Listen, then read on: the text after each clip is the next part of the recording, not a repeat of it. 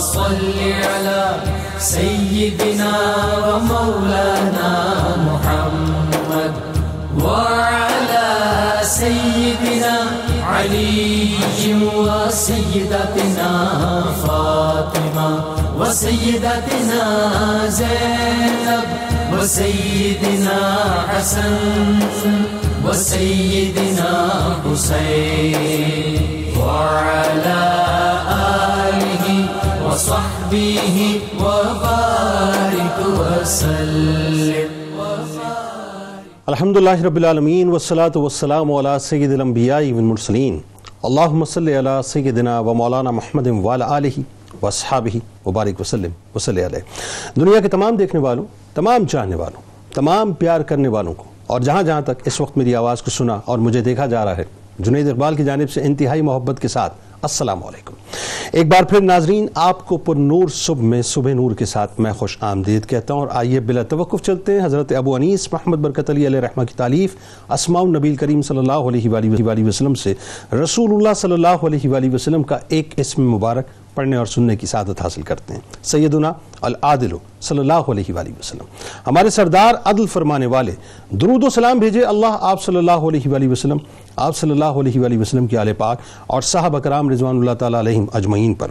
حضرت ابو ہریرہ رضی اللہ تعالیٰ عنہ سے روایت ہے کہ نبی کریم صلی اللہ علیہ وسلم نے ارشاد فرمایا کہ میرا قریش پر اور قریش کا تم لوگوں پر حق ہے کہ جب تک حکومت کریں عدل کریں، جب امانت ان کے حوالے کی جائے دیانت سے کام لیں، اور جب رحم کی اپیل کی جائے تو یہ رحم کریں. اسی طرح حضرت عمر فاروق رضی اللہ تعالیٰ عنہ سے روایت ہے کہ نبی کریم صلی اللہ علیہ وآلہ وسلم نے ارشاد فرمایا کہ قیامت کے دن اللہ کے بندوں میں سب سے افضل اللہ کے نزدیک نرم خو، رحم دل اور عادل و منصف سربراہ حکومت ہوں گے، اور بدترین درجے میں سخت دل اور ظالم و غیر منصف سربراہ حکومت ہوں گے.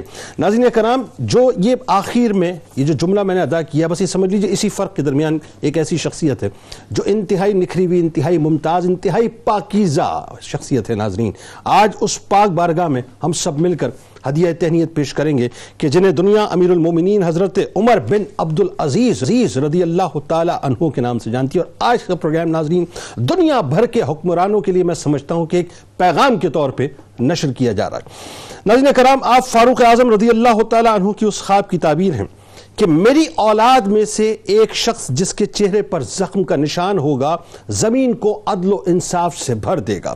آپ کی والدہ محترمہ ام عاصم امیر المومنین سیدنا عمر بن خطاب رضی اللہ تعالیٰ عنہ کی پوتی ہیں، اور والدہ ماجدہ کے ناظرین اس تعلق کی بنا پر آپ کی زندگی پر خلیفہ ثانی فاروق اعظم حضرت عمر بن خطاب رضی اللہ تعالیٰ عنہ کا گہرا اثر رہا، اور اسی لیے آپ کو عمر ثانی کہا جاتا ہے.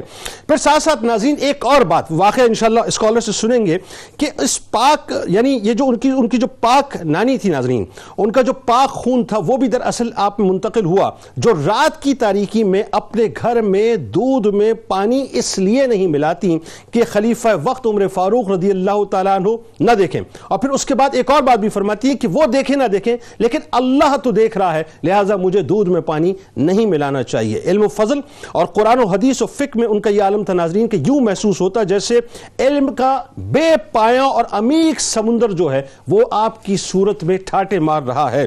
اور بات یہ تھی ناظرین کہ امام احمد بن حنبل رضی اللہ تعالیٰ عنہ یہ فرماتے ہیں کہ عمر کے سوا کسی تابعی کا قول حجت نہیں ہے. مقام ایسا کہ صالح بن کیسان رحمۃ اللہ علیہ فرماتے ہیں کہ اللہ جس طرح اس لڑکے کے دل میں جاگزیں ہے شاید ہی کسی کے دل میں ہو. انس بن مالک رضی اللہ تعالیٰ عنہ جیسی شخصیت ناظرین جو سرکار مدینہ صلی اللہ علیہ وآلہ وسلم کے اتنے پیارے صحابی ہیں، اپنے شاگرد یعنی حضرت عمر بن عبدالعزیز رضی اللہ تعالیٰ عنہ کے بارے میں فرماتے ہیں کہ ان کے پیچھے نماز ادا کیا کرتے جب مدینہ تشریف لاتے تو فرماتے تھے کہ اس نوجوان کا نماز پڑھانے کا طریقہ حضور نبی کریم صلی اللہ علیہ وآلہ وسلم کی نماز سے بہت زیادہ مشابہت رکھتا ہے.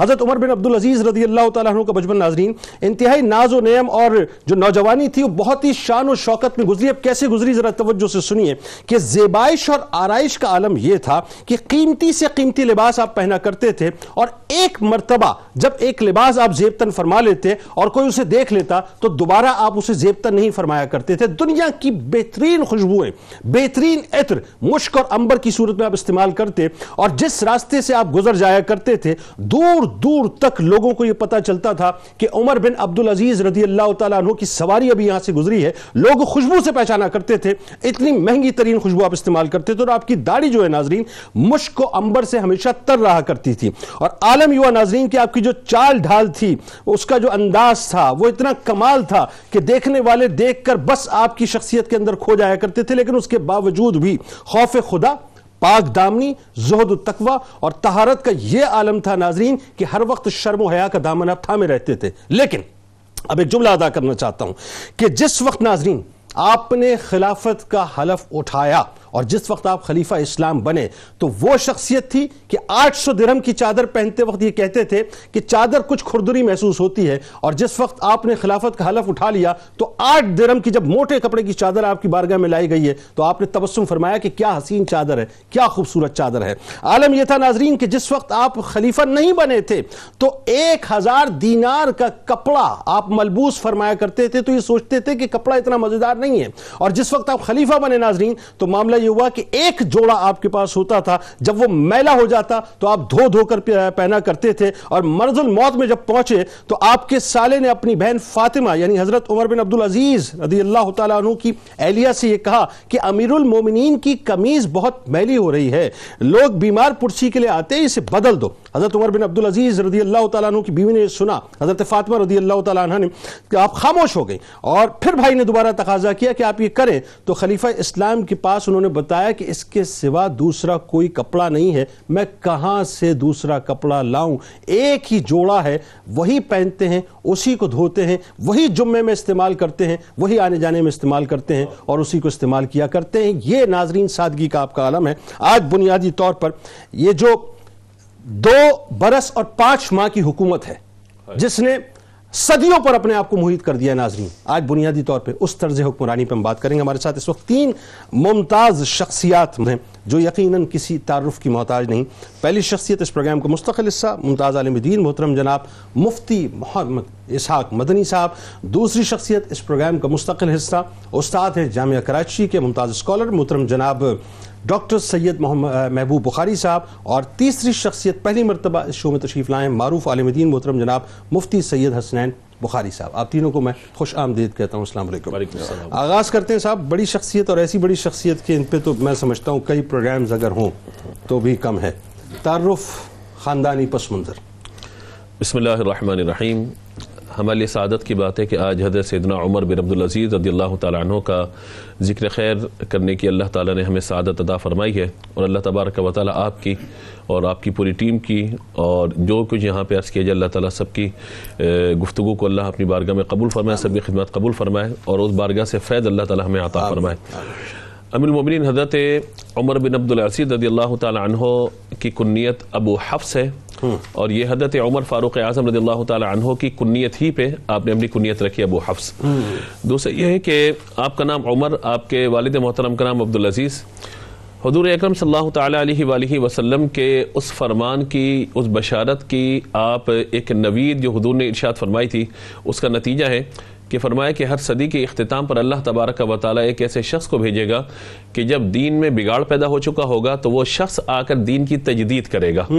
آپ کی ولادت چونکہ 61 یا 63 ہجری میں ہے اور آپ کا وصال جو ہے 101 ہجری کے اندر ہوا, 39 سال کم بیش آپ کی عمر مبارکہ ہوئی ہے.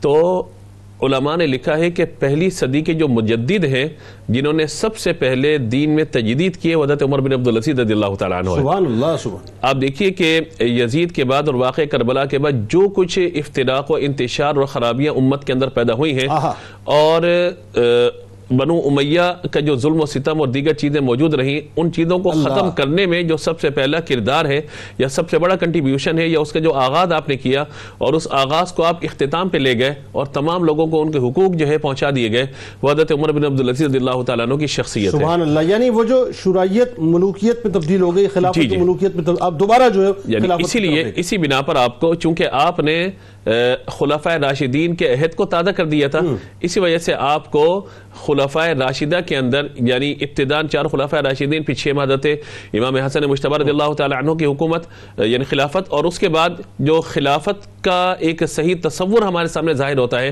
حضرت عمر بن عبدالعزیز رضی اللہ تعالیٰ عنہ کی سیرت، آپ کا کردار اور آپ کی حکومت میں ہمیں نظر آتا ہے کہ جو خلافت کی ایک شکل ہمیں یعنی دور فاروقی کی اگر یاد ہمیں نظر آتی ہے، اس کے نتائج اور اس کے ثمرات ہمیں نظر آتے ہیں تو وہ یہاں نظر آتے ہیں. اور اس کی ایک بہت بڑی وجہ یہ بھی ہے کہ آپ حضرت عمر فاروق اعظم رضی اللہ تعالیٰ عنہ کے خاندان سے ہیں. حضرت عمر رضی اللہ تعالیٰ عنہ اپنے غلام حضرت سیدنا اسلم رضی اللہ تعالیٰ عنہ کے ساتھ مدینہ منورہ کی گلیوں میں دورہ فرما رہے ہیں کہ کسی گھر میں کوئی مشکل ہو، کوئی پریشانی ہو، کسی کی داد رسی کی جائے. تو آپ نے وہاں گزرتے ہوئے دیکھا کہ ایک گھر سے ایک خاتون کے بعد ایک بیٹی اٹھ جاؤ اور دودھ میں کچھ پانی ملا دو، اس میں اضافہ ہو جائے. جب یہ بات بیٹی نے سنی تو بیٹی نے کہا کہ میں یہ کام نہیں کر سکتی. آپ نے سنا نہیں کہ امیر المومنین حضرت عمر رضی اللہ تعالیٰ عنہ نے منع فرمایا ہے کہ یہ کام نہیں کرنا. تو انہوں نے کہا کہ بیٹا وہ دیکھ تو نہیں رہے. تو وہ جملہ تاریخی کہا کہ وہ نہیں دیکھ رہے، اللہ تو دیکھ رہا ہے. اور یہ کیا زیب دیتے ہیں ہمیں کہ ہم سب کے سامنے ان کی اطاعت کریں اور تنہائی میں ان کی نافرمانی کریں. صبح حضرت عمر رضی اللہ تعالیٰ عنہ نے حضرت اسلم کو کہا کہ اس رات والے گھر کی معلومات کر کے بتاؤ کون ہے اور کیا معاملہ ہے. تو معلومات کی گئی، بتایا گیا کہ ایک بیوہ خاتون ہے اور ان کی ایک بیٹی ہے، اس کے ساتھ وہ رہتی ہیں، گزر اوقات کے مسائل ہیں. تو اس وقت آپ چاہتے تو مدد فرما دیتے، بھائی ٹھیک ہے اتنی رقم ان کو دے دی جائے، یا ماہانہ کفالت کا نظام ان کو کر دیا جائے، یا زکوٰۃ صدقات سے بیت المال سے ان کی رقم کا تعین کر دیا جائے. آپ نے اس بچی کی دیانتداری کو دیکھتے ہوئے اپنے تینوں صاحبزادوں کو بلایا. حضرت عبداللہ بھی، حضرت عبد الرحمن بھی، حضرت عاصم بھی ہے. فرمایا کہ کون ہے جو شادی کا ارادہ رکھتا ہے؟ دونوں نے کہا بھی ہم تو شادی شدہ ہیں. تو عاصم نے کہا کہ بابا جان آپ ارشاد فرمائیے. فرمایا کہ اس گھر میں رشتہ بھیجنا چاہتا ہوں. یعنی اب آپ دیکھیے کہ خلیفہ اور رشتہ کس گھر میں بھیج رہے ہیں. یہاں ہمارے لیے تعلیم و تربیت کا سلسلہ ہے کہ اگر اپنے بچوں کے لیے رشتوں کا انتخاب کیا جائے تو پھر تدریجی مراحل کو طے کرتے ہوئے، جہاں حسن بھی ہو، مال بھی ہو، جمال بھی ہو، نسب، یہ سب چیزیں ہیں، لیکن اصل دینداری نہیں ہے تو یہ سب چیزیں بالکل مائنس ہو جائیں گی. تو دینداری کا معاملہ، تو جب وہ نکاح ہوا وہاں پر عاصم رضی اللہ تعالی عنہ کا ان سے اللہ تبارک و تعالی نے پھر ان سے جو بیٹی عطا فرمائی، ان سے حضرت عمر بن عبدالعزیز رضی اللہ تعالیٰ عنہ پیدا ہوئے. یعنی تو یہ ام عاصم رضی اللہ تعالی عنہ کے صاحبزادے آپ ہوئے. جی. اور بات یہ ہے کہ وہاں سے جو ہے پھر حضرت عمر رضی اللہ تعالیٰ عنہ کا جو فیض ہے وہ یہاں تک ہمیں پہنچتا ہے. اب بات یہ ہے کہ صرف ایک بات میں آپ کے حوالے سے صرف ایک بات تاکہ بات میری مکمل ہو سکے. حضرت امام احمد بن حنبل سے کسی نے پوچھا تھا رضی اللہ تعالیٰ عنہ سے کہ حضرت عمر بن عبدالعزیز رضی اللہ تعالیٰ عنہ کا معاملہ کیا ہے. ظاہر ہے کہ آپ فقہ حنبلی کے پیشوا ہیں. تو آپ نے ارشاد فرمایا کہ جو شخص تم دیکھو کہ جو حضرت عمر بن عبدالعزیز رضی اللہ تعالیٰ عنہ سے محبت رکھتا ہے، ان کی خوبیاں بیان کرنے والا ہے، انہیں عام کرنے کا اہتمام کرنے والا ہے، تو جان لو کہ وہ تو خیر پہ ہی تھے، یہ بیان کرنے والا بھی خیر ہی پر ہے. اللہ اکبر. ڈاکٹر صاحب اب ایک بات یہاں پہ، یہ تو بنیادی جو ایک پس منظر آ گیا.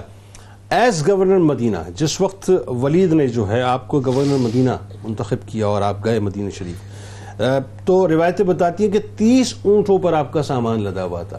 اور اس میں دو روایتیں ہیں کہ ایک تو یہ کہ آپ سے استعفیٰ لیا گیا، آپ کو معزول کیا گیا، اور ایک یہ کہ آپ نے استعفیٰ دیا.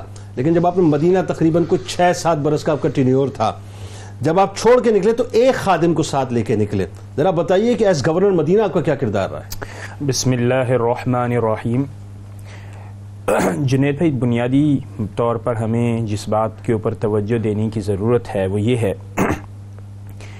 کہ تربیت بھی بہت اہم کردار ادا کرتی ہے. ایسے جب حضرت عمر بن عبدالعزیز مدینۃ المنورہ میں تشریف فرما ہوئے تو آپ کی تربیت حضرت عبداللہ ابن عمر نے فرمائی، حضرت صالح بن کیسان نے فرمائی. اور یہ وہ تربیت تھی کہ آپ جہاں پر موجود تھے ایک شہر کی آب و ہوا تھی، ایک وہاں کا چال چلن تھا. حضرت انس بن مالک رضی اللہ تعالیٰ عنہ کی اور دیگر اکتساب فیض تو انہوں نے بے شمار تابعین سے فرمایا، لیکن زانو تلمذ باقاعدہ حضرت صالح بن کیسان کے سامنے فرمایا.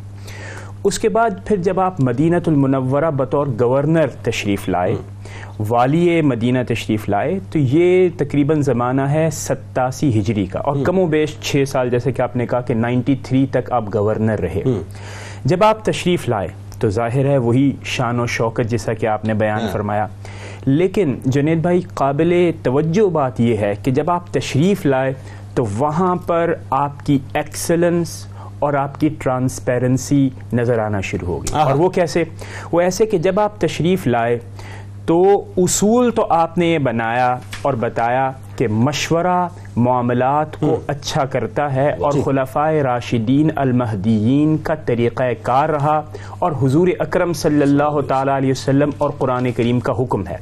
عملاً کیا فرمایا؟ جب آپ مدینہ المنورہ میں تشریف لائے تو پہلی میٹنگ آپ نے علماء مدینہ سے فرمائی. وہاں پر فقہا جلیل القدر فقہا ہیں, اور فرمایا کہ وہ خبر جو کہ ظلم اور مظلوم کی ہو وہ آپ کی ذمہ داری ہے کہ آپ مجھ تک پہنچائیں. اگر مجھ تک نہ پہنچے اس کا مطلب کیا ہوا کہ آپ تیار ہیں لوگوں کے ساتھ عدل و انصاف کرنے کے لیے. یعنی دوسرے لفظوں میں ایک اور بات بھی ہو گئی کہ جن کے اختیار میں حکومت تھی بنیادی طور پہ, ظاہر ہے جو نچلی سطح پہ لوگ ڈپیوٹ ہوئے تھے, ان پہ آپ نے کراس چیک جو ہے علماء اور فقہاء کے ذریعے سے لگوا دیا. ایگزیکٹلی. اور انہوں نے یہ بھی کہا کہ میں اوپن ہوں, آپ مجھے مشورہ دیں. آپ تک کوئی خبر پہنچتی ہے جو کہ دربان اور جو اسٹیٹ مشینری ہے اس کی وجہ سے مجھ تک نہیں پہنچ پائے, اب آپ کی ذمہ داری ہے کہ ہم سب مل کر اس معاشرے کو عدل و انصاف کا گہوارہ بنائیں گے. دوسری بات یہ آپ نے فرمائی کہ حضور اکرم صلی اللہ تعالی علیہ وسلم جن سے آپ کو بے حد عقیدت اور محبت, آپ نے جہاں جہاں نمازیں ادا فرمائی ان کو آپ نے مساجد میں کنورٹ فرما دیا. سبحان اللہ. اس کے بعد پھر مسجد نبوی کی تعمیر اثر نو فرمائی. اس کے ساتھ ساتھ آپ نے انسداد مظالم, یعنی اگر کوئی خبر آ جاتی تو اس کا آپ انتظام فرماتے, رفاہ عامہ کے کام فرمائے. الغرض یہ کہ ان 6 سالوں کے اندر آپ نے خود احتسابی, اس معاشرے میں احتساب, انتظامی امور, معیشت کو آپ نے کیسے چلانا ہے اس یعنی سٹی سٹیٹ کے طور پر, ان تمام امور پر اپنے جوہر دکھائے. اچھا ایک اور چیز, جاتے ہوئے آپ نے شرط اور رکھی تھی نا ولید کے سامنے کہ جو ظلم اور تشدد کا جو بازار گرم کیا ہوا ہے اس کی کنٹینیوٹی میں نہیں بنوں گا, یہ پہلی شرط تھی. یہ شرط تھی, اور اس کے ساتھ ساتھ یہ بھی تھا کہ مجھے کوئی پریشرائز نہیں کیا جائے گا کہ میں اپنے احکامات اور اپنے معاملات میں آزاد ہوں گا, میں پیچھے سے ڈکٹیشن نہیں لوں گا, بلکہ جو معاملات کو میں بہتر سمجھوں گا ویسے ہی میں ان معاملات. اور میرا خیال یہی وجہ ہے کہ جب حجاج بن یوسف کو امیر الحج بنایا گیا اس دور میں, تو آپ نے اس کے ظلم اور تشدد اور اس کے جبر کی وجہ سے جو ہے آپ نے ریسٹرکشن لگا دی کہ یہ مدینے میں داخل نہیں ہو سکتا, اور باقی اور کوئی بھی داخل ہو. اور دیکھیے نا, مزاج کے اندر عدل و انصاف ہے, اور یہ بات بھی حضرت عمر بن عبدالعزیز کے حوالے سے بہت زیادہ واضح ہے کہ آپ خود تو شائستہ تھے, شائستگی کو پسند فرماتے تھے, لیکن جہاں پر عدل و انصاف کا معاملہ ہوتا تھا تو وہاں پر سختی کرنے سے بھی گریز نہیں فرماتے تھے. کیوں؟ اس لیے کہ آپ کے ذہن میں یہ بات بالکل واضح تھی کہ عدل و انصاف کے بغیر ہمارے لیے ممکن نہیں ہے کہ اسلام کی روح کو ہم اچیو کر پائیں. اچھا مفتی سید حسنین بخاری صاحب, اب ذرا یہ بتائیے کہ مدینے میں ایز گورنر, جو ظاہر ہے چونکہ اتنا بڑا موضوع ہے ہم بہت ڈیٹیلنگ تو اس کی نہیں کر سکتے, لیکن آپ کا جو زہد و تقویٰ ہے, آپ کا جو علمی مقام ہے, ذرا اس حوالے سے بتائیے. بسم اللہ الرحمن الرحیم والصلاة والسلام علی من لا نبی بعدہ. جنید بھائی سب سے پہلے تو آپ کا شکریہ, اور عند ذکر الصالحین تنزل الرحمہ, جہاں صالحین کا ذکر ہوتا ہے وہاں رحمتوں کا نزول ہوتا ہے. اور یقیناً یہ رحمتوں کی گھڑی ہے, رحمتوں کا نزول ہے کہ ایک ایسے خلیفہ کی ہم بات کر رہے ہیں کہ جو صالح بھی ہیں, جو متقی بھی ہیں, جو محدث بھی ہیں, جو مفکر بھی ہیں, جو عالم بھی ہیں, جو فاضل بھی ہیں, جو محدث بھی ہیں, اور جو مجدد بھی ہیں, سبحان اللہ, اور آپ حافظ بھی ہیں, سبحان اللہ. آپ کا علمی مقام یہ ہے. علمی مقام سے پہلے میں آپ کا خوف خدا کہ جب آپ حافظ بنے نا, رونا شروع کیا. اللہ. آپ کی والدہ ماجدہ فرماتی ہیں بیٹا کیوں رو رہے ہو, حالانکہ حفظ کرتا ہے بندہ. ہم نے بھی حفظ کیا, جب ہماری دستار ہوئی تو ہم خوشی سے یوں سمجھ لیں پھولے ہوئے تھے. اللہ. تو ان کا بھی بچپن تھا, تو یہ باقی خوش ہو رہے ہیں, یہ رو رہے ہیں. والدہ ماجدہ نے پوچھا بیٹا کیوں رو رہے ہیں, یہ رونے کا مقام تو نہیں ہے, خوشی کا مقام ہے, آپ حافظ بنے ہیں, آپ 70 بندوں کو اپنے ساتھ جنت میں لے کر جائیں گے.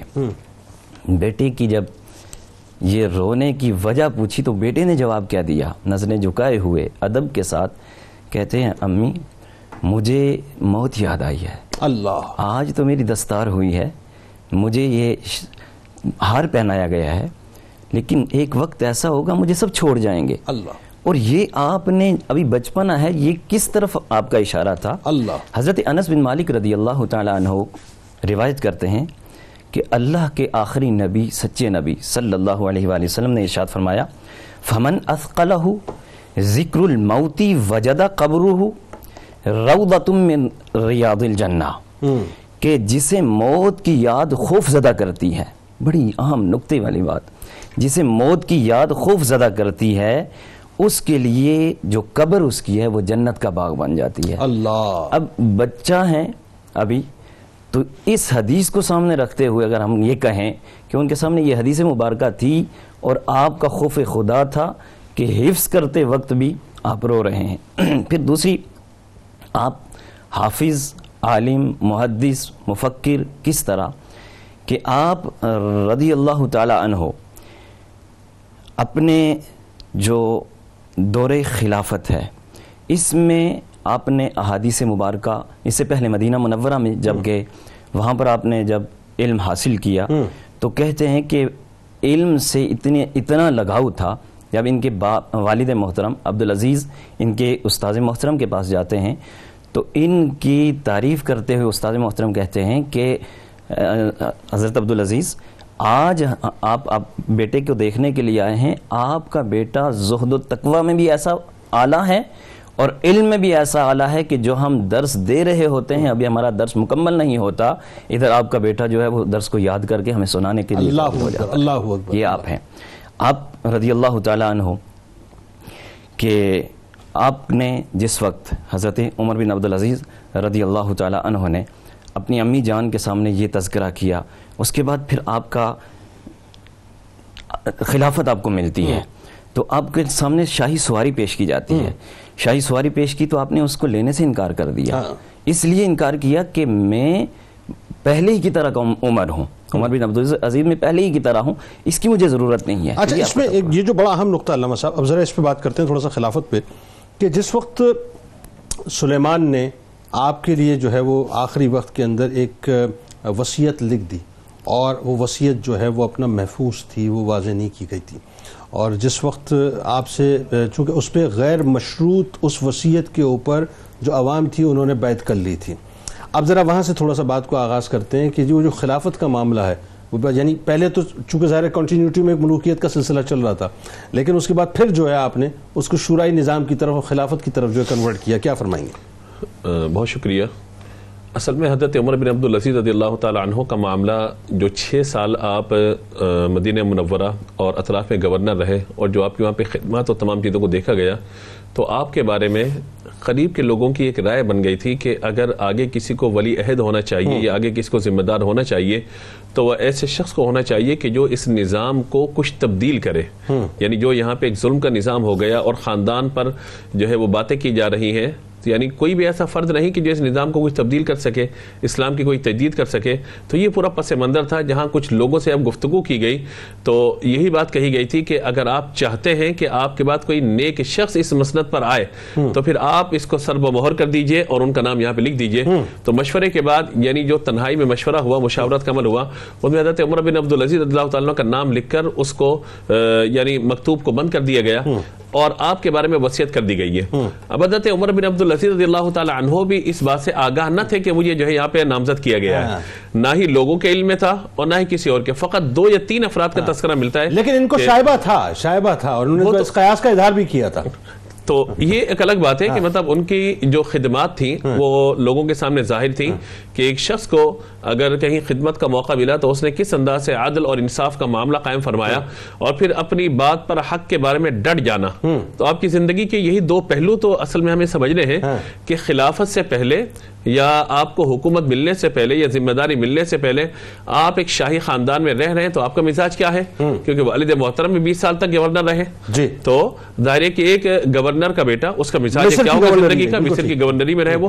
لیکن اس کے ساتھ ساتھ جب آپ پر ذمہ داری آئی ہے تو پھر آپ کا ایک بالکل انداز ہمیں الگ دیکھنے میں آتا ہے۔ اچھا، یہ حضرت عمر فاروق اعظم اللہ تعالی عنہ کے حوالے سے بھی بات ہے کہ آپ کا مزاج جو ہے وہ اسلام لانے سے قبل کیا رہا, اسلام لانے کے بعد کیا رہا, خلیفہ بننے سے پہلے ان کا مزاج کیا رہا, اس کے بعد کیا رہا, یہ بھی ایک تفصیلات ہیں. تو اسی طرح حضرت عمر بن عبدالعزیز رضی اللہ تعالیٰ عنہ کی دو چیزیں ہمیں سمجھنی ہے کہ خلافت سے پہلے آپ کا مزاج کیا ہے اور خلافت کے بعد آپ کا مزاج کیا ہے. جیسے آپ نے اپنے ابتدائی میں ذکر فرمایا لباس کے حوالے سے, دولت کے حوالے سے, شہرت کے حوالے سے, چادروں کے حوالے سے. اب آپ دیکھیے کہ جیسی خلافت آپ کو ملتی ہے تو آپ نے جو خطبہ ارشاد فرمایا, اس خطبے کے ساتھ جو آپ کی نصیحت ہیں اگر ان کو پڑھا جائے تو ان میں پہلی بات کیا ہے کہ میرا حکم تم اس وقت تک مانو گے جب تک میں تمہیں اللہ تبارک و تعالیٰ کے حکم کے مطابق کوئی بات بیان کرتا رہوں. اگر تم دیکھو کہ میں اللہ تبارک و تعالیٰ کے حکم کے خلاف کوئی بات تم سے کر رہا ہوں تو تم پر میری اطاعت واجب نہیں رہے گی.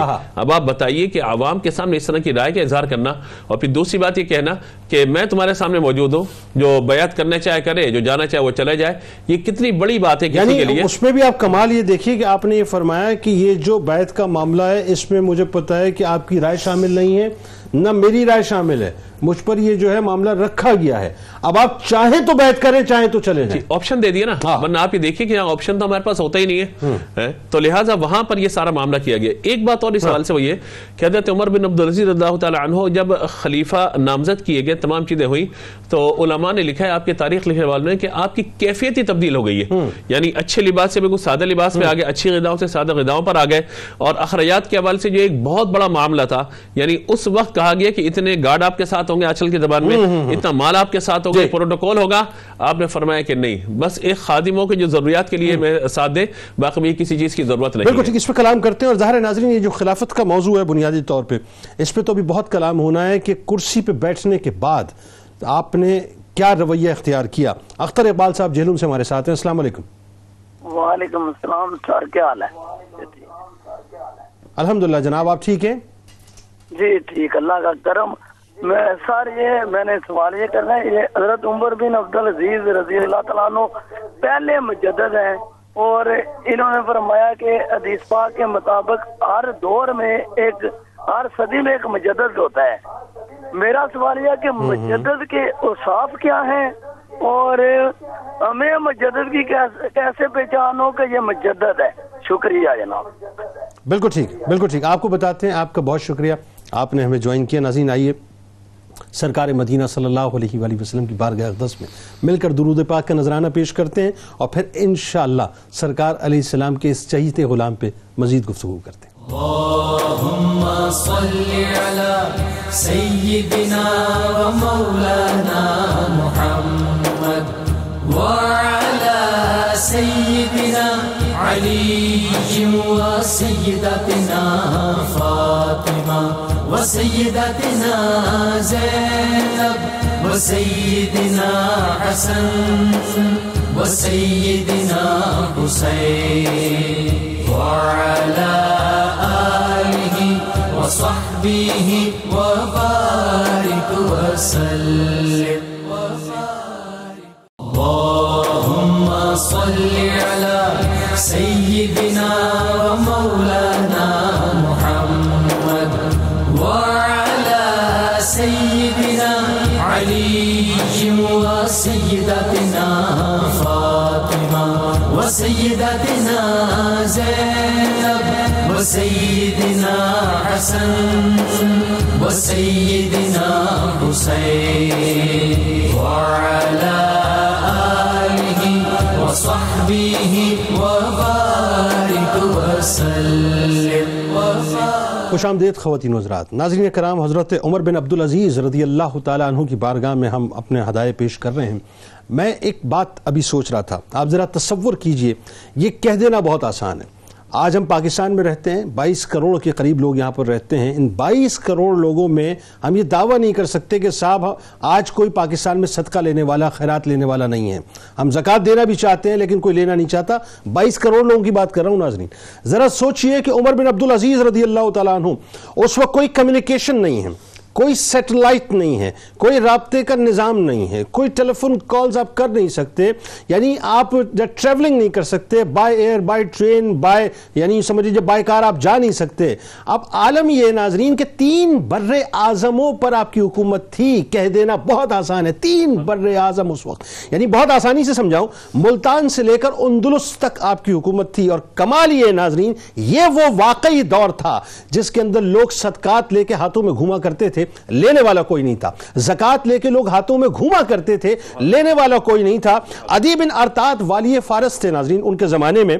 तो आपको लिखा कि यहाँ खुशहाली इस हद तक इस कदर बढ़ चुकी है कि आम लोग किब्र और गुरूर में मुब्तला शायद हो जाएं, मुझे इस बात का खतरा महसूस होता है. तो आपने जवाब में ये लिखा कि लोगों को कहो कि वो खुदा का शुक्र अदा करें और उनको इस बात की तालीम दो. यानी नाज़रीन सोचिए कि 2.5 बरस के अंदर इतना बड़ा इनकलाब कि माशी तौर पे आप कहां पे खड़े हैं. अब एक छोटी सी मिसाल मैं आपको दे देता हूं.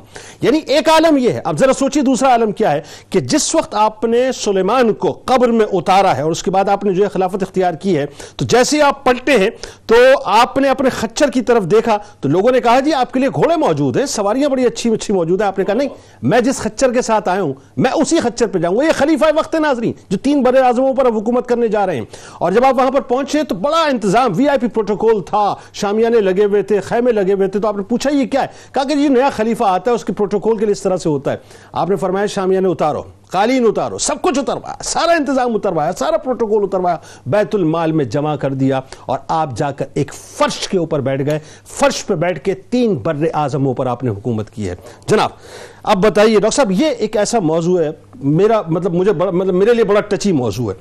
सब हो सकता है साहब, सब हो सकता है अगर उमर बिन अब्दुल अजीज रज़ी अल्लाह तआला अन्हु जैसा तकवा, उन जैसा ज़ुहद पैदा हो, जैसा हो सकता है. बताइए अब जरा खिलाफत आपने इख्तियार जी. जुनैद भाई मैं सिर्फ और सिर्फ पहली बात यहाँ पे ये कहना चाहूँगा, तरबियत ट्रेनिंग मैटर्स. आज के दौर में हम इससे बहुत दूर हो चुके हैं.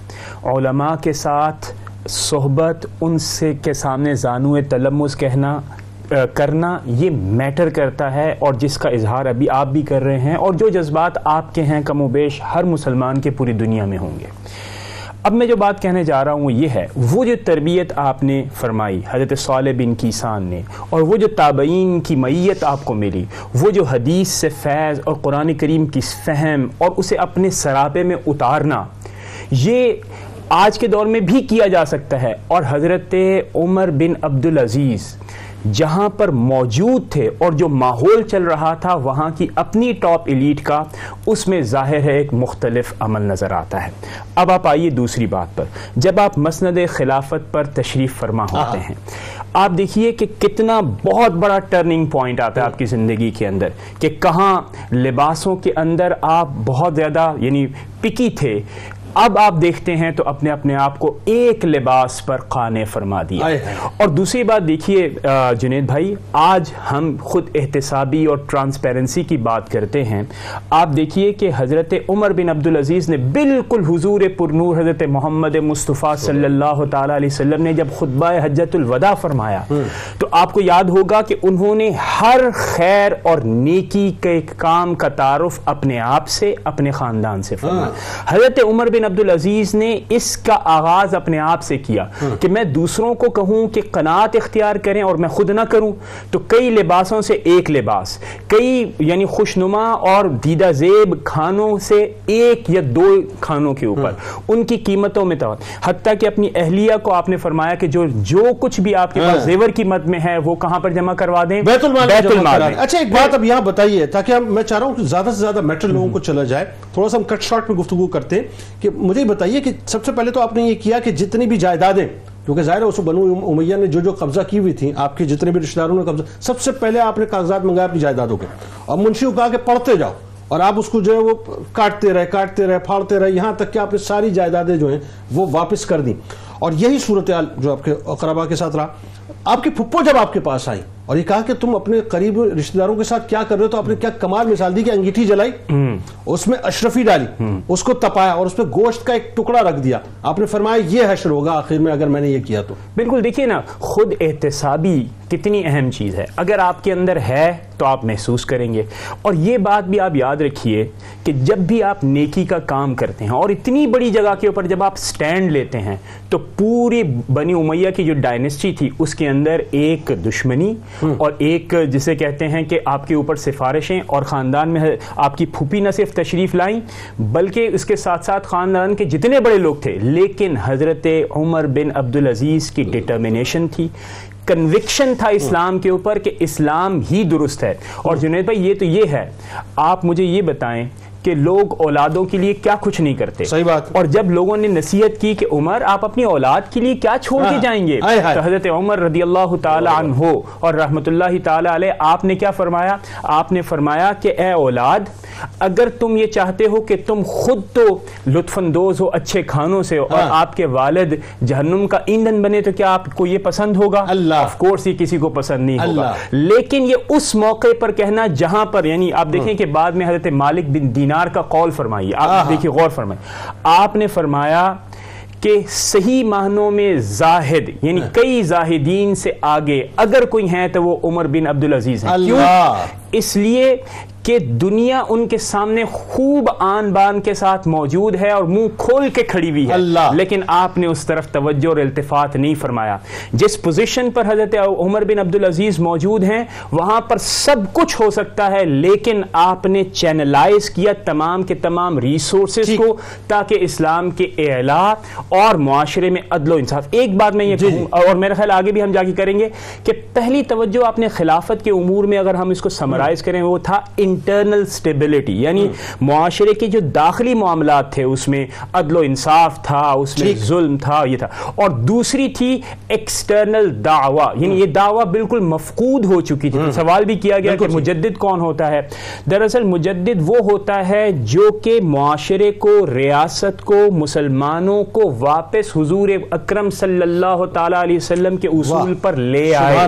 جو چیز مفقود ہوئی تھی جنید بھائی وہ کیا تھی؟ اس کی ریوائول اس کا آپ نے ریوائول کیا. تو دعویٰ یعنی لوگوں کو اسلام کی آپ نے دعوت محبت کے ساتھ حکمت کے ساتھ نہ دی تو اسلام نہیں تھا. اچھا, اب اس میں ایک بات ذرا سا صحیح صاحب آپ بھی بتائیے, وہی بات آ گئی کہ آپ کے اختیار میں, یعنی بیت المال جو کہ بنیادی طور پر اس وقت بادشاہوں کی جو ہے وہ دسترس میں تھا اور ان کی ذاتی جاگیر بن گیا تھا, آپ نے جو ہے وہ عوام کی جاگیر اس کو بنا دیا.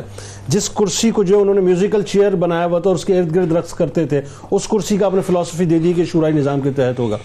اب دیکھیں کمال کیا ہے کہ بیت المال جو ہے وہ لبالب خزانوں سے بھرا ہوا ہے, اور اپنی زوجہ سے یہ پوچھتے ہیں حضرت فاطمہ رضی اللہ تعالیٰ عنہ سے کہ مجھے انگور کھانے کا دل ہو رہا ہے, کیا 1 درہم گھر میں ہے؟ 1 درہم. تو آپ نے فرمایا کہ 1 درہم بھی نہیں ہے, کہ خلیفہ کے پاس اتنے خزانے موجود ہیں. فرمایا مجھے ڈر لگتا ہے جہنم کی آگ سے. کیا عالم ہے, اور کوئی بھوکا نہیں ہے اس اسٹیٹ کے اندر. ماشاءاللہ جنید بھائی, اس میں وہی بات آ رہی ہے خوف خدا کی. خوف خدا, آپ جب اقتدار ملا نا تو آپ کی زوجہ فرماتی ہیں کہ گھر پہ آئے اور مسلح بچھایا, رونا شروع ہو گئے. رونا جب شروع ہوئے تو میں آپ کے پاس گئی اور جا کر کہا کہ یا سیدی آپ کیوں رو رہے ہیں؟ تو آپ نے روتے ہوئے مجھے کہا فاطمہ آپ جانتی نہیں ہو, اللہ اکبر, اس وقت میرے کندھوں پر امت مصطفیٰ کا بوجھ آ چکا ہے.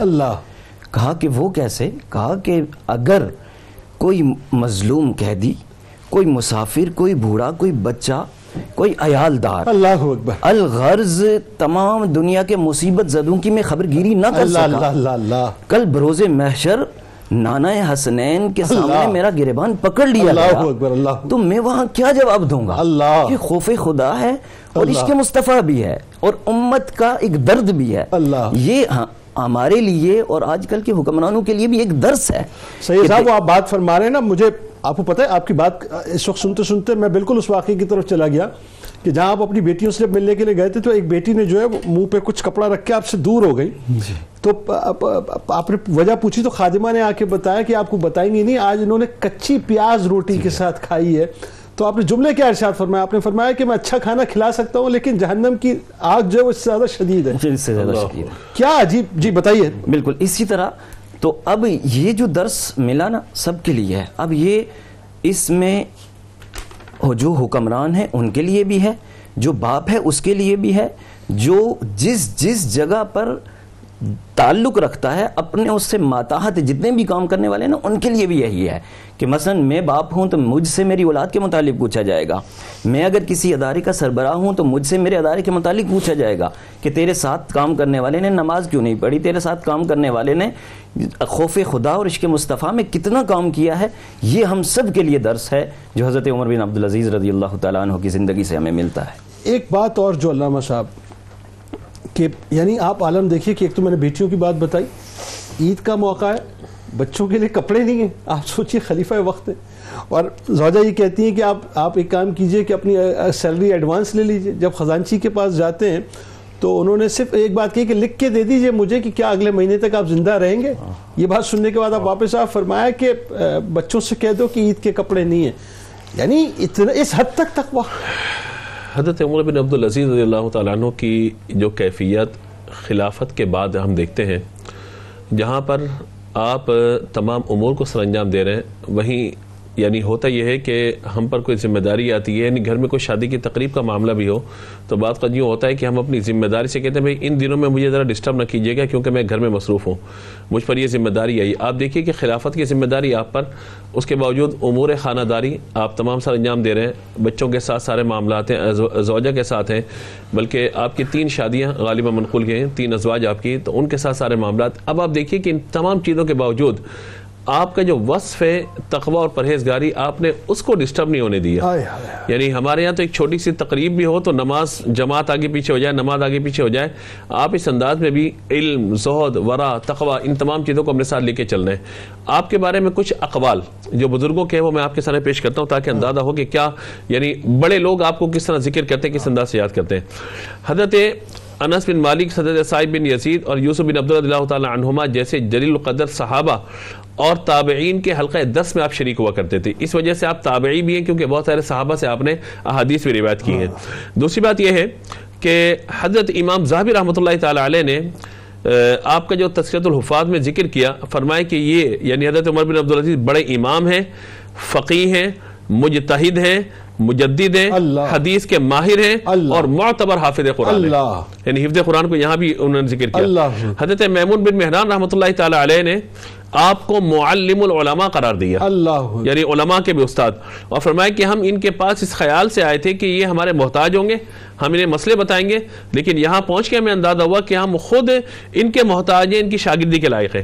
حضرت ابن عمر ابن عباس اللہ تعالیٰ عنہما کے ایک شاگرد ہیں، تو وہ یہ کہتے ہیں یہاں پر کہتے ہیں کہ ہمیں جب بھی کوئی مسئلہ جاننے کی ضرورت پیش آتی ہے ہم حضرت عمر بن عبدالعزیز کے پاس آتے ہیں، محسوس ہوتا ہے کہ ابھی ابھی آپ اس مسئلے کا مطالعہ کر کے بیٹھے ہیں. آپ کے حوالے سے صرف ایک بات، اہل بیت اطہار کے حوالے سے آپ کی محبت.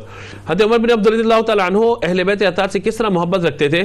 کہا کہ جب بھی کسی چیز کو آپ نے دینا ہوتا اپنے مال میں سے تو کہا جاتا تھا کہ سب سے پہلے سادات کرام اور اہل بیت اطہار کو تلاش کرو کہ سب سے پہلے اس چیز کی خدمت جو ہے ہمارے ذمہ آئے تو ہم ان کی خدمت میں اس چیز کو پیش کر سکیں. دوسری بات یہ ہے کہ آپ نے اپنے ہم نشینوں کے لیے چند شرائط آپ نے پیش کی تھی. فرمایا کہ جو ہمارے ساتھ رہنا چاہتا ہے وہ 5 باتوں کی پابندی کرے. نمبر 1، عدل و انصاف کی جو صورتیں ہم سے اوجھل ہیں ان کی طرف ہماری رہنمائی کرنے والا ہو. دوسرا یہ کہ حق و انصاف کے قیام میں ہماری مدد کرے، جن لوگوں کی ضرورتیں ہم تک نہیں پہنچ پاتی ان کی ضرورتیں ہم تک پہنچائے. نمبر 4، ہمارے پاس کس کی غیبت نہ کرے. نمبر 5، ہماری اور تمام لوگوں کی امانت کا حق ادا کرے. جو ان امور کا التزام نہیں کر سکتا اسے ہماری صحبت و ہم نشینی کی اجازت نہیں. اور گھرانہ مصطفیٰ صلی اللہ علیہ وآلہ وسلم سے تو اور ایسی آپ کی محبت کہ میں ایک جگہ پڑھ رہا تھا کہ حضرت اسامہ بن زید رضی اللہ تعالیٰ عنہ کی صاحبزادی جب آپ کی بارگاہ میں آئی تو آپ نے اس نسبت کی وجہ سے، چونکہ گھرانہ مصطفیٰ صلی اللہ علیہ وسلم سے نسبت ہے، آپ نے کھڑے ہو کر ان کا استقبال فرمایا. ڈاکٹر صاحب یہ بتائیے کہ آپ نے ظاہر ہے نابیناؤں کے حوالے سے بہت کام کیا، فالج زدوں کے حوالے سے کام کیا، یتیموں معذوروں کے لیے بہت کام کیا، مسافر خانے بنوائے، سرائے خانے بنوائے، سواریوں کا انتظام لوگوں کے لیے کیا، اس کے ساتھ ساتھ لنگر خانے بنوائے، فقراء اور مساکین کے لیے بہت کام کیا. یعنی مجھے یاد پڑتا ہے کہ جب آپ نے جیسے خلافت سنبھالی اور پہلا سائل جب آپ کے پاس ضرورت مند آپ کی بارگاہ میں آیا جو پہلے آپ کو ٹکرایا، فاقوں کا مارا ہوا تھا، تو آپ اس کے سامنے کھڑے اس سے پوچھا کہ معاملہ کیا، اس نے پھوٹ پھوٹ کے جب اپنے بارے میں بتایا تو آپ نے اسی وقت اس کا وظیفہ طے کیا، اس کے بچوں کا وظیفہ طے کیا، 300 درہم وظیفہ طے کیا اور 200 درہم اپنے پاس سے دیے. اچھا اب بات یہ کہ آپ نے بنیادی طور پر اس سسٹم میں ضرب ماری تھی نا جو تعفن زدہ سسٹم تھا، اور اسی سسٹم کے خلاف ضرب مارنے کی وجہ سے جو ہے پھر آپ کے خلاف سازشیں شروع ہو گئی تھی اور معاملہ شہادت اور زہر تک پہنچ گیا. پھر بالکل صحیح کہہ رہے ہیں. اور دیکھیے بنیادی طور پر آپ دیکھیے کہ نیپوٹزم یعنی اس کا مطلب یہ کہ خاندان کو نوازنا، آپ نے وہیں پر کاری ضرب لگائی اور آپ نے کہا کہ میں بھی اپنی جاگیر واپس کرتا ہوں جو کہ ظلمن آئی ہے اور آپ سب سے بھی میں لے کر واپس کروں گا. اس کے ساتھ ساتھ جو سہولیات تھیں اور جو خاندانی روب اور دبدبہ تھا، مثال کے طور پر ایک آپ کے برادری نسبتی کے حوالے سے واقعہ آتا ہے کہ ایک عیسائی نے آپ پر دعویٰ کیا اور وہ کھڑے ہو کے گفتگو کر رہا تھا. جب وہ یعنی عدالت میں آیا تو مسلمہ بن ملک یہ جو تھے یہ آپ کے برادر نسبتی تھے، یہ بیٹھ گئے. تو حضرت عمر بن عبدالعزیز نے فرمایا کہ آپ بیٹھے ہوئے ہیں اور یہ کھڑے ہو کے گفتگو کر رہے ہیں, آپ کھڑے ہوں, اور پھر چشم فلک نے وہ نظارہ بھی دیکھا کہ اپنے خاندان اور قریبی رشتہ دار کے کیونکہ وہ حق پر نہیں تھا اس کے خلاف فیصلہ کرنے میں بھی آپ نے ایک لمحہ توقف نہیں فرمایا. دوسری بات میں آپ کو دیکھیں سہولیات دیکھیے, سراؤں کا آپ نے ذکر کیا, میں دیکھ کر بڑا یعنی جسے کہتے ہیں کہ یعنی بہت میں نے اپریشیٹ کیا اور مجھے بڑی حیرت ہوئی کہ 3 بر اعظموں پر خلافت, ٹھیک ہے, اور عوام الناس کا خیال, سراؤں پر فرمایا گیا کہ مہمان نوازی کی جائے گی کم از کم 1 دن. یعنی آپ یہ بتائیے فری فیسلٹیز یہ دنیا میں آج اس ماڈرن ورلڈ میں موجود نہیں ہے. حضرت نے ایک طویل یعنی پہلی صدی ہجری کے اندر یہ فرمایا. دوسری بات آپ غور فرمائیے, اگر کوئی مسافر کے پاس زیادہ راہ نہیں ہے, وہاں کے لوگوں کو یہ حکم دیا گیا کہ اس کا زیادہ راہ بھی پہنچائیں اور انہیں گھروں تک بھی پہنچائیں. تیسری بات, قیدیوں کے ساتھ آپ دیکھیے کیا تھا کہ قیدیوں کے اوپر سختی کی جاتی تھی, زنجیروں میں ان کو رکھا جاتا تھا. حضرت نے فرمایا کہ ایسی زنجیریں ڈھیلی کی جائیں کہ وہ صوم و صلاۃ کی پابندی تو اور مسلم جو لوگ تھے جن پر جزیہ کا معاملہ تھا, جی وہ بڑا بہت اچھا ہے. حجاج بن یوسف کے حوالے سے اس کا جبر تھا, جی اس کا جبر تھا کہ وہ کہتا تھا کہ نو مسلم بھی جزیہ دیں گے. اور کیوں؟ کیونکہ اس نے ریونیو جنریٹ کرنا تھا. اب جنید بھائی ریونیو جنریٹ کرنا تھا, حضرت عمر بن عبدالعزیز تشریف لاؤ نے کہا یہ تو ظلم ہے. اچھا ظلم ہے تو پھر فرمایا کوئی جزیہ نہیں دے گا, حتیٰ کہ یہاں تک نوبت آ گئی کہ عراق کے اندر اپنے فنڈز ریٹین نہیں کر پائے اور دارالخلافہ سے پیسے منگوانے پڑے. لیکن بہت ہی خوبصورت جملہ ہے عمر بن عبدالعزیز کا, آپ نے فرمایا حضور اکرم صلی اللہ تعالی علیہ وسلم ہادی بھیجے گئے ہیں ہدایت کے لیے, نہ کہ محصل ٹیکس. بالکل ٹھیک. آخر میں چاہتا ہوں فائنل کامنٹ سید صاحب کہ چونکہ بنو امیہ ظاہر ہے ان کی اس تعفن زدہ سسٹم پہ کاری ضرب لگی تھی نا, ریوائول اس کا ان کو چاہیے تھا, غلامی کو منتخب کیا, 1000 دینار دیے اور جو ہے آپ کو زہر پلوا دیا. کمال یہ ہے کہ زہر ابھی جسم میں گیا, آپ نے ڈیٹیکٹ کر لیا کہ کون ہے, غلام کو بلوایا, کتنے پیسے نہیں ہیں, اتنے پیسے نہیں ہیں. سب سے پہلے تو پیسے بیت المال میں آپ نے جمع کروائے اور آپ نے اس کے بعد معاف کر دیا. کیا پیغام ہے اس وقت؟ یہ جنید بھائی یہ پیغام ہے کہ حضور صلی اللہ علیہ وآلہ وسلم کی امت کا درد وہ یہی کہ میری وجہ سے یہ کل جہنم کی آگ کا ایندھن نہ بنے. اور یہاں پر میں ایک تھوڑی سی کوٹ کر لوں, وَلْتَكُمْ مِنْكُمْ أُمَّةٌ يَدْعُونَ إِلَى الْخَيْرِ وَيَأْمُرُونَ بِالْمَعْرُوفِ وَيَنْهَوْنَ عَنِ الْمُنْكَرِ. ٹھیک, اس کے تحت آپ نے یہ ہم سے تھوڑا سا رہ گیا کہ آپ نے علم حدیث پر جو کام کیا, اپنے تمام گورنروں کو خط لکھ دیا کہ بھئی علم حدیث پر کام کریں کہ علماء اٹھتے جا رہے ہیں اور علم بھی اٹھ جائے گا. آپ تینوں آپ کا بہت شکریہ, آپ تشریف لائے. آخر میں ناظرین, اصل میں یہ سارا فیضان ہے نسبت مصطفیٰ صلی اللہ علیہ وآلہ وسلم کا. سرکار مدینہ صلی اللہ علیہ وآلہ وسلم کے سچے غلام ہیں حضرت عمر بن عبدالعزیز رضی اللہ تعالیٰ عنہ. اور پیار کیسا ناظرین ذرا سنیے کہ دنیا جہاں کو مارا ٹھوکر پہ, اپنے قدموں پہ رکھا, دنیا کی حیثیت ہی کوئی نہیں تھا ہیچ, لیکن جب نسبت مصطفیٰ صلی اللہ علیہ وآلہ وسلم کی بات آئی تو حضرت سہل بن سعد رضی اللہ تعالیٰ عنہ کے پاس ناظرین ایک پیالہ تھا سرکار مدینہ صلی اللہ علیہ وآلہ وسلم کا. ان کے پاس پہنچ گئے صاحب, اور پاس پہنچنے کے بعد ان سے درخواست کرنے لگے کہ بس یہ پیالہ مجھے دے دیجئے. چین اس وقت تک نہیں آیا جب تک کہ وہ پیالہ جس میں سرکار مدینہ صلی اللہ علیہ وآلہ وسلم پانی پیا کرتے تھے وہ نہیں لے لیا. آپ چین سے نہیں بیٹھے. اور آخری بات, وصیت کیا کی تھی آپ نے؟ آپ نے وصیت کی تھی جب مجھے دفن کرنا تو میرے پاس سرکار علیہ السلام کے ناخن مبارک ہیں اور میرے پاس سرکار علیہ السلام کے منہ مبارک ہے. یاد رکھو میرے کفن کے اندر یہ دونوں نسبتیں ضرور رکھنا, اس لیے کہ عمر کو اس بات پہ یقین ہے کہ اسی نسبت کی وجہ سے اللہ تبارک و تعالیٰ اس کی بخشش کر دے گا. یہ آپ کا عشق اور یہ آپ کا مقام ہے صاحب. بس جاتے جاتے میں ایک بات عرض کرنا چاہتا ہوں, ہو سکتا ہے میری بات آپ تک پہنچے اور دنیا میں جہاں جیسے مجھے سنا جا رہا ہے کہ آج بھی اگر عمر فاروق رضی اللہ تعالی عنہ کا نقشہ ہمارے ذہن میں ہو, آج بھی صدیق اکبر رضی اللہ تعالیٰ عنہ کا نقشہ ہمارے ذہن میں ہو, آج بھی حضرت عثمان بن عفان رضی اللہ تعالیٰ عنہ کا نقشہ ہمارے ذہن میں ہو, آج بھی مولا کائنات مولا علی کرم اللہ وجہ الکریم کا نقشہ ہمارے ذہن میں ہو, اور آج بھی حضرت عمر بن عبدالعزیز رضی اللہ تعالیٰ عنہ کا نقشہ ہمارے ذہن میں ہو, تو یقین مانیے میں یہ سمجھتا ہوں کہ دنیا میں جہاں جہاں مسلمان بستے ہیں کہیں ہمیں کوئی تکلیف پہنچا نہیں سکتا. تکلیف اس بات کی ہے صاحب کہ آج ہمارے یہاں نام لیوا تو بہت موجود ہیں لیکن ان کے نظریے کی پیروی کرنے والے موجود نہیں ہیں. اور یہی وجہ ہے ناظرین, تکلیف اس بات کی ہوتی ہے کہ ہم شام میں بھی مارے جا رہے ہیں, ہم فلسطین میں بھی مارے جا رہے ہیں, ہم کشمیر میں بھی مارے جا رہے ہیں, ہم روہنگیا میں بھی مارے جا رہے ہیں, دنیا بھر میں مسلمانوں کو تماشا بنا دیا گیا ہے. اس کی وجہ صرف یہ ہے کہ ہم نام تو لیتے ہیں, ہم نظریے کی پیروی نہیں کرتے. اللہ تعالی ہمیں حضرت عمر بن عبد العزیز رضی اللہ تعالیٰ عنہ کا صدقہ عطا فرمائے۔ کتاب الشفا کی جانب آپ کو لیے چلتے ہیں۔ روحانی ترقی کا وظیفہ آپ کے سامنے پیش کرتے ہیں۔ جو شخص ہر فرض نماز کے بعد 11 بار سورہ فاتحہ کی تلاوت کا معمول بناتا ہے تو اسے روحانی ترقی انشاءاللہ نصیب ہوتی ہے اور اس کا دل عبادت الہی کی طرف مشغول ہو جاتا ہے۔ حضرت علی کرم اللہ وجہ الکریم کا قول مبارک ہے کہ جو شخص مخلوق خدا سے نیک سلوک کرتا ہے تو وہ اللہ تعالیٰ کی مدد حاصل کرتا ہے، اور جو شخص لوگوں سے بدسلوکی کرتا ہے تو دنیا میں بھی ذلیل ہوتا ہے اور آخرت میں بھی ذلیل ہوتا ہے۔ روزنامہ 92 نیوز میں آج آپ مضمون پڑھ سکتے ہیں اور ضرور پڑھنا چاہیے، امیر المومنین حضرت عمر بن عبد العزیز رضی اللہ تعالیٰ عنہ کے حوالے سے۔ ٹویٹر پر اگر ابھی تک آپ نے فالو نہیں کیا تو فالو کر لیجئے، فیس بک پیج کو اگر ابھی تک آپ نے لائک نہیں کیا تو لائک کر لیجئے، اور اگر ابھی تک آپ نے ہماری یوٹیوب چینل کو سبسکرائب نہیں کیا تو سبسکرائب کر کے بیل آئیکن کو ضرور کلک کر لیجئے گا۔ آپ اور ہم مل کر ببانگ دوہل نعرہ لگائیں گے، کیونکہ نعرہ ایکچولی ناظرین دو قومی نظریے کا نعرہ ہے۔ یہ پاکستان کے محافظت کا اور پاکستان کے محافظوں کی محافظت کا نعرہ ہے۔ ہم موجود ہیں، ہم یہاں موجود ہیں، مل کے نعرہ لگائیں گے انشاءاللہ۔ اس دعا، اس امید، اس یقین کے ساتھ اجازت دیں کہ لا یؤمن احدکم حتی اکون احب الیہ من والدہ وولدہ والناس اجمعین۔ اللہ تعالیٰ آپ کا، ہمارا، ہم سب کا، پاکستان کا، امت مسلمہ کا حامی و ناصر ہو، آمین۔ پاکستان کا مطلب کیا؟ لا الہ الا اللہ محمد رسول اللہ صلی اللہ علیہ وآلہ وسلم۔ اللهم صل على سيدنا ومولانا محمد وعلى سيدنا علي وسيدتنا فاطمة وسيدتنا زينب وسيدنا حسن وسيدنا حسين وعلى آله وصحبه وبارك وسلم۔